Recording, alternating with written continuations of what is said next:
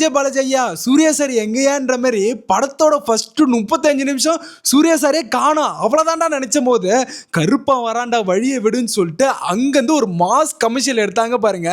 வேற லெவல்ல இருந்தது. படத்தோட ட்ரெய்லர் பார்க்கும்போது நம்ம ஒரு கதை நினைச்சிருப்போம். ஆனால் படத்துக்குள்ளார போய் பார்க்கும்போது தான் தெரியுது அங்கே ஃபேண்டசி ப்ளஸ் கமர்ஷியல் ஒன்று எடுத்து வச்சிருக்காங்க ஆர்ஜே பாலாஜி.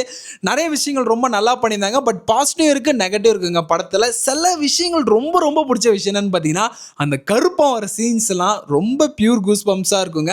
வேற லெவலில் இருந்தது. இந்த படம் பிடிக்காத ஆள் யாருக்கு தெரியுமாங்க? இந்த டீகோட் பண்ணி பார்க்குறவங்களுக்கு, அதுவும் இந்த ஸ்டோரி ஸ்க்ரீன் பிளே இது எல்லாம் எனக்கு பயங்கரமாக இருக்கணும், நான் கரெக்டாக உன்னிப்பாக நோட் பண்ணி இந்த படத்தெல்லாம் பார்ப்பேன்னு நினச்சிங்கன்னா அவங்களுக்கு இந்த படம் சத்தியமாக செட் ஆகாது.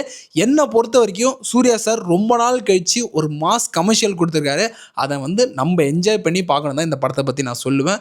கண்டிப்பாக படம் நல்லா இருக்குங்க. சில பேருக்கு ஒர்க் அவுட் ஆகும், சில பேருக்கு ஒர்க் அவுட் ஆகுது. அது நீங்கள் யாருன்னு முடிவு பண்ணி பார்த்துட்டு நீங்கள் கமெண்ட்டில் சொல்லுங்கள். என்னை பொறுத்த வரைக்கும் இந்த படத்துக்கு ரேட்டிங் கொடுக்குறது 5க்கு 3.8 கொடுப்பாங்க. இந்த படத்தை பொறுத்த வரைக்கும் ஒரு ஹிட்டான படம் தான். சூர்யா சாருக்கு ரொம்ப நாள் கழிச்சு இந்த படம் ஒரு பிளாக் பஸ்டர் அடிக்கும். அதேமாதிரி பாக்ஸ் ஆஃபீஸில் ஒரு நல்ல நம்பர் பண்ணுன்னு சொல்லிட்டு நான் நம்புகிறேன். நீங்கள் எந்த ஒரு லாஜிக்கும் பார்க்காம போய் ஃபேமிலியோடு போய் என்ஜாய் பண்ணுங்க. இந்த படத்துக்கு ஒரு பெரிய கிரெடிட்ஸ் யார் கொடுக்குன்னு பார்த்தீங்கன்னா சாய் அபியங்கருங்க. பேக்ரவுண்ட் பிஜிஎம்எஸ் செதுக்கி வச்சிருக்காரு.